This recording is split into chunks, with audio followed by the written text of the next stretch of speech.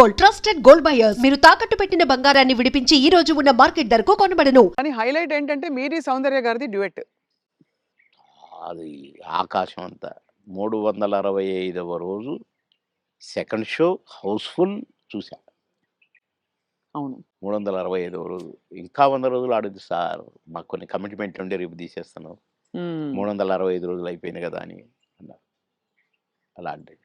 ఒక పాట ఒక కమెడియన్ చేస్తే 365 రోజులు ఆడటం అంటే చిన్న విషయం. అవును. అంతే కదా!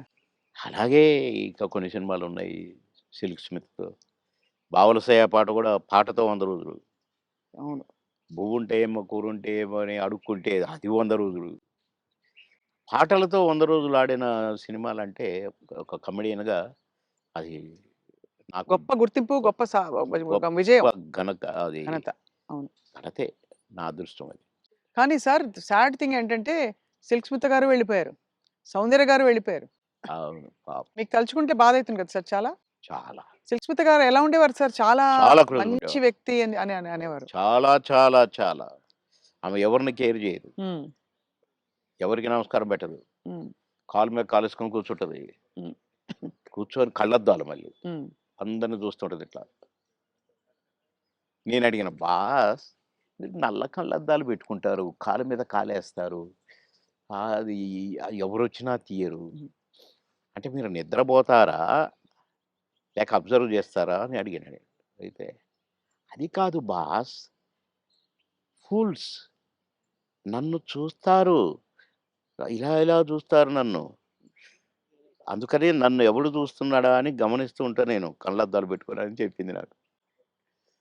మరి హీరోలొచ్చినా కూడా తీయవు కదా! అంటే ఎందుకు తీయాలా? హీరోలొస్తే? యాటిట్యూడ్ మంచి స్ట్రాంగ్. నాతో మాత్రం నన్ను చూడంగానే కాళ్ళు తీసేది. నన్ను చూడంగానే లేచి నిలబడేది. నేనెక్కడ కూర్చుంటే అక్కడికొచ్చి కూర్చునేది. హ్మ్. భలే లైక్ చేసేదండి నన్ను. హ్మ్. గ్రేట్. హ్మ్. Great artist. ఎందుకో సార్ గ్రేట్ మంచి మనుషులు తొందరగా వెళ్ళిపోతారనిపిస్తుంది వాళ్ళందరూ. అంతే. కదా! మంచోళ్ళు తొందరగా అయిపోతారు. కరెక్ట్. హ్మ్. మేము దుబాయ్ పోయినాం ఒక ఫంక్షన్‌కి. హ్మ్.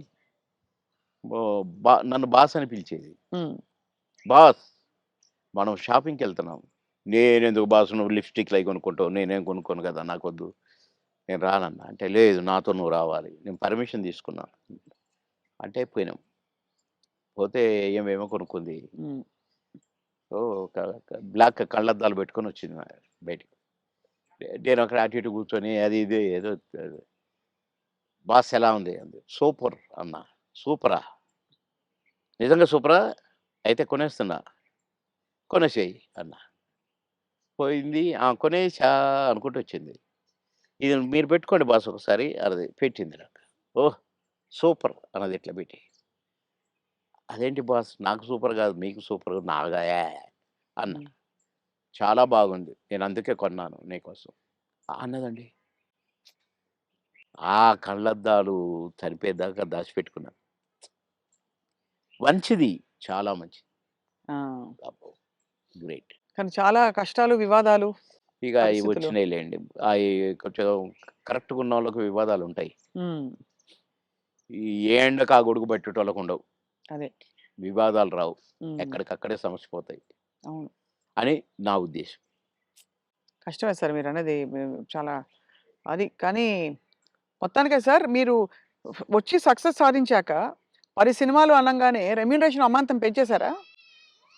లేదండి. మా పీరియడ్‌లో పెంచుడు గించుడు లేదండి అసలు. మా సినిమాకినిచ్చేవారా? కాల్ షీట్లు ఇచ్చేవారా సార్? ఆ రోజుల్లో సినిమాకే గదా! స స లేదండి. కాల్ షీట్సే హ్మ్.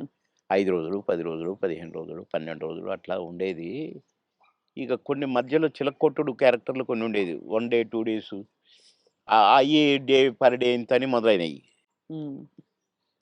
మేము ఏనాడు నేను గాని, నా తోటి వాళ్ళు గాని ఇంత తీసుకుంటా, ఇంతిస్తేనే వస్తా అని మేమెప్పుడు అనలేదండి. హ్మ్. నా రేట్ ఇంత అని నేనెప్పుడు అనలేదండి. ఇప్పుడు హుహు. 'మాయలోడు' అంత పెద్ద హిట్ అయిన సాంగ్ అవును. ఆ మరుసటి సినిమాలోనే వితిన్ ఓ బో 'చిరంజీవి' గారు గూడా నన్ను పిలిచి "సినిమా సూపర్ హిట్ అట. నీ పాటతో హిట్ అట బాబు" అని తెలుసా అంటే, నాకు తెలీదన్నా" అన్నా. నేను ఆయన షూటింగ్‌లో ఉన్నారు హ్మ్. రిలీజ్ అయ్యాక. నేనసలు పెద్దగా నేనేదో అయిపోయానని నాకు ఫీలింగే లేదు. సత్యనారాయణ గారి పక్కన ఏదో పాట. కామెడీ అప్పటికప్పుడే సాంగ్ క్రియేట్ అయిపోయింది నాకు. హ్మ్. పెడితే నేను మామూలుగానే పోయినా చేసినా వచ్చిన. అంతే తప్ప నేను పాటలకు నేను ఇప్పుడు సెపరేట్ ఇంత తీసుకున్నా నేను పెట్టమన్నారు నన్ను కొంతమందైతే. హ్మ్.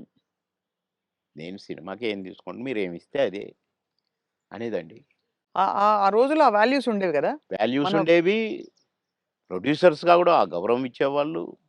అక్కడ గౌరవమే ముఖ్యం తప్ప డైరెక్టర్ల ముందు గాని, ప్రొడ్యూసర్ల ముందు గాని మాకిచ్చే గౌరవమే మా పారితోషికం అనుకునేది.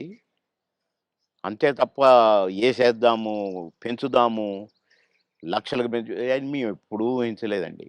అవును. ఏమిస్తే అది తీసుకునేది. కొందరు డబ్బింగ్ జెప్పి బయటకొచ్చినాక క్షమించాలి సార్ మీకు బ్యాలెన్స్ ఇవ్వలేకపోతున్నా అంటే, ఓకే. ఓకే. తర్వాత చూద్దాం అనుకుంటే ఎళ్ళిపోయేది. అంతే. అడిగేది గాదు. ఆ! మాకిచ్చిన చెక్కులు బౌన్స్ అయినయి ఎన్ని, నుంచి విజయవాడ, గుంటూరు దాకా కట్టొచ్చు తోరణాలు. ఆహా! అన్ని చెక్కులు బౌన్స్ అయినాయి మాయి. మేమెప్పుడు మీ చెక్ బౌన్స్ అయింది అనలే. ఒకతనైతే నిన్ననే డబ్బింగ్ జెప్పించాడు. డబ్బులడిగితే సార్ నేను మా భార్య పుస్తకం పెట్టి నేను డబ్బులు తెచ్చి సినిమా కంప్లీట్ చేస్తున్నా సార్, రిలీజ్ చేస్తున్నా సార్. ఏం చేయాలి సార్? బిజినెస్ కాలేదు సార్ అంటే, వద్దొద్దు. మీరేం ఫీల్ కాకండి అని ఎళ్ళిపోయాను నేను. హ్మ్. పొద్దున్నే వచ్చి ఇంట్లో ఉన్నాడట. మీకోసం ఎవరో వచ్చిండ్రు రోజు ఎవరంటే ఎవరో ప్రొడ్యూసర్ అట. ఏంటండి అనంటే, సార్ క్షమించాలి. మీరు నాకు డేట్స్ ఇయ్యాలి సార్. అదేంటి నిన్ననేగా డబ్బింగ్ అయిపోయింది అంటే, ఒక ఆఫర్ వచ్చింది సార్ నాకు. అందుకే మీరు మీ డేట్లు కావాలి నాకు. ఆ రోజులు ఇయ్యండి సార్ చాలు. ఇగో అడ్వాన్స్ కవరు. నిన్న నిన్న డబ్బులు అనొచ్చుగా? హ్మ్. అనలే. ఇగోండి సార్ ఈ సినిమా అడ్వాన్స్ అన్నాడు. ఓకే. థాంక్ యూ అన్నా. డోర్ దాకా పోయిండు బయటికొచ్చి. అక్కడ వెనక్కి తిరిగి, మీరు మహానుభావులు సార్. చల్లగా ఉండాలి. మీరు నిన్నటి డబ్బులు అడుగుతారేమోననే భయంతో వచ్చాను సార్ నేను. అడిగితే ఏదో ఒకటి చెప్పుదాం అనుకున్నా సార్. కానీ అసలు మీరు ఆ టాపికే ఎత్తలేదు. మీరు మహానుభావులు సార్ అన్నాడు. ఈ ముక్క చాలయ్య నాకు. డబ్బులు గాదు. నువ్వు మళ్ళా సినిమా తీస్తానని వచ్చావు చూసావు. హ్మ్. నువ్వు ఒక మనిషి ఒక సినిమా తీస్తే రోజుకు 200, 300 మంది బతుకుతారండి. అవును. అంతే గదా! ఇప్పుడు ఒక 100, 200 మంది జూనియర్ ఆర్టిస్టులు బతుకుతారు. ఇక్కడ ఈ సినిమాకు సంబంధించిన నటులు, వాళ్ళ అసిస్టెంట్లు, వాళ్ళ మేకప్ మ్యాన్‌లు బతుకుతారు. హ్మ్. డాన్సర్లు, డాన్స్ మాస్టర్లు బతుకుతారు. ఫైటర్లు, ఫైట్ మాస్టర్లు బతుకుతారు. ఇప్పుడు ప్రొడక్షన్ డిపార్ట్‌మెంటు, అటు డైరెక్షన్ డిపార్ట్‌మెంటు ఇంతమంది 24 క్రాఫ్ట్స్ మీరు అన్నం పెడతారండి నెల, 2 నెలలు. మీలాంటి వాళ్ళు ప్రొడ్యూసర్‌లు అవుతూ ఉండాలి. సినిమాలు తీస్తూనే ఉండాలి. అందుకనే నేను మీరు అడ్వాన్స్ అనగానే తీసుకున్నాను అన్నా.